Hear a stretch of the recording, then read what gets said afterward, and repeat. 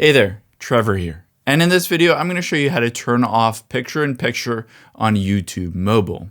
Now you can see on here, I have the picture-in-picture on here. Of course, I can swipe it up and over to the left. But if you don't like that, there's an easy way to disable it in the YouTube app. Now let me hop out of here and tap on the YouTube app, again on your iPhone or Android.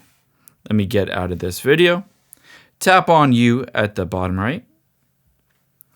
Tap on the gear icon at the top right.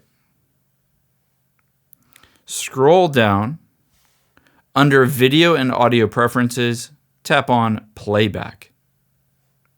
At the bottom is Picture-in-Picture. It says, if you exit YouTube, videos continue in the mini player on top of other apps. Start PIP automatically must be turned on the device settings.